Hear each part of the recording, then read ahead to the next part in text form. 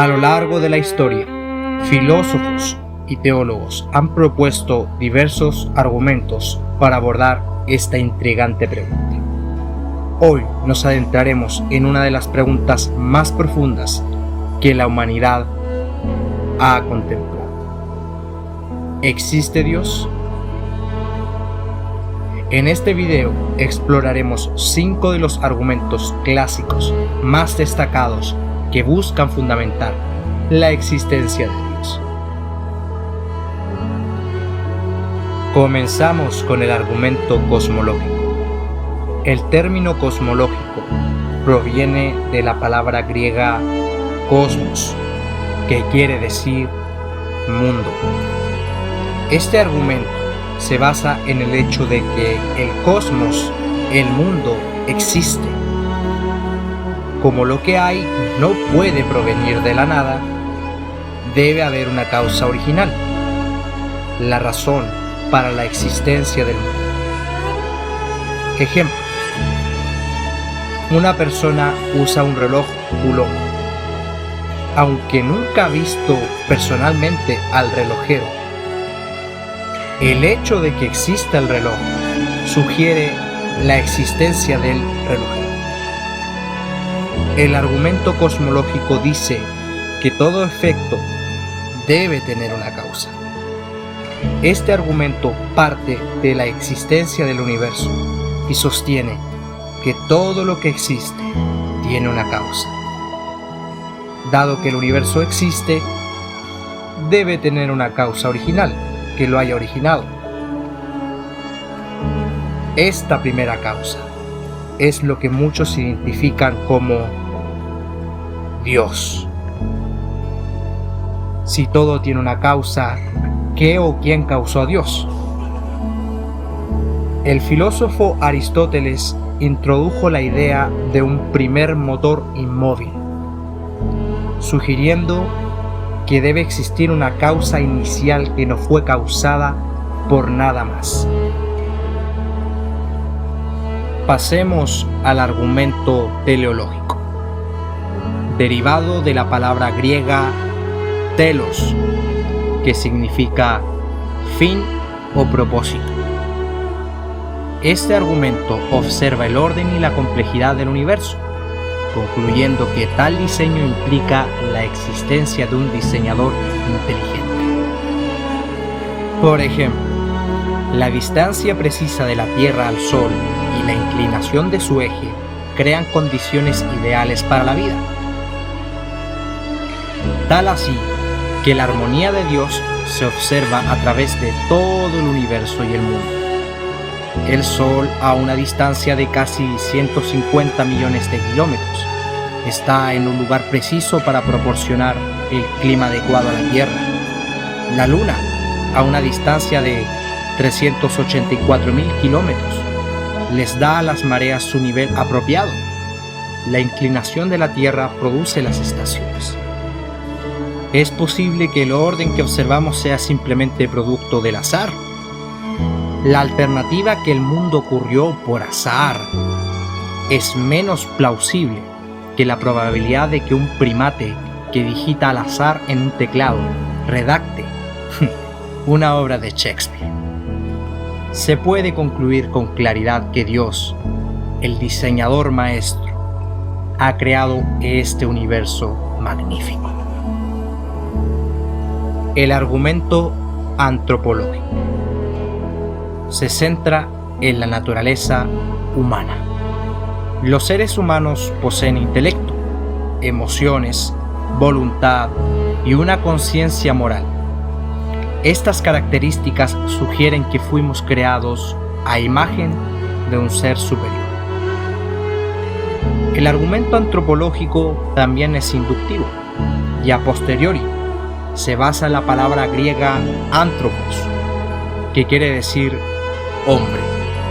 A diferencia del humanista secular que ve al hombre solo en términos biológicos, el bíblico ve al hombre creado a imagen de Dios. La imagen de Dios en el hombre es espiritual, entiéndase, no es física. Quizás alguien de libre pensamiento o que aboga más por el existencialismo diría lo siguiente: ¿podrían nuestras facultades superiores ser simplemente el resultado de procesos evolutivos sin dirección? El teólogo Paul Enns señala que una fuerza ciega no podría producir nunca un hombre con intelecto, sensibilidad, voluntad, conciencia y creencia inherente en el Creador. El argumento moral. El argumento moral observa que los humanos tienen un sentido innato de lo bueno y de lo malo. Esta conciencia moral sugiere la existencia de una ley moral universal y, por ende, de un legislador supremo. Alguien podría decir, si no hay un estándar moral absoluto, ¿cómo determinamos qué es correcto o incorrecto? ¿De dónde vino el sentido de la justicia moral? Si el hombre es solo una criatura biológica, ¿por qué tiene sentido de obligación moral? El reconocimiento de las normas y los conceptos morales no puede atribuirse a un proceso evolutivo alguno. El argumento bíblico reconoce que, a diferencia del resto de la creación, Dios ha puesto el sentido de la justicia moral en la raza humana. Según Romanos capítulo 2, versículo 14 al 15, a los gentiles que no han tenido la revelación de la ley, Dios les dio un testimonio moral interno. Lewis, por su parte, en su obra Mero Cristianismo, reflexiona las siguientes palabras: en el acto mismo de intentar demostrar que Dios no existía, en otras palabras, que toda la realidad carecía de sentido, descubrí que me veía forzado a asumir que una parte de la realidad, específicamente mi idea de la justicia, estaba llena de sentido. En consecuencia, el ateísmo resulta ser demasiado simple. Y finalmente, el argumento ontológico es más abstracto. El término ontológico proviene del participio presente griego ontos, del verbo eimi, y quiere decir ser o existencia. El argumento ontológico, a diferencia de los argumentos anteriores, es deductivo y a priori. Comienza con una suposición y luego intenta probarla. Alguien podría preguntar de manera capciosa: ¿es posible que nuestra capacidad de concebir un ser perfecto sea evidencia suficiente de su existencia? El argumento es más filosófico que inductivo y razona: si el hombre pudiera concebir un Dios perfecto que no existe, ¿podría concebir a alguien más grande que Dios? Lo cual es imposible. Por lo tanto, Dios existe.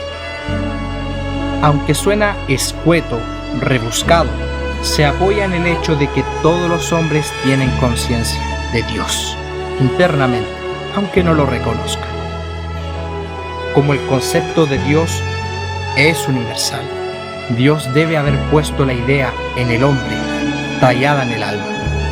Anselmo formuló esta perspectiva y propone que, si podemos concebir un ser perfecto en nuestra mente, entonces este ser debe existir en la realidad, ya que la existencia es una característica de la perfección.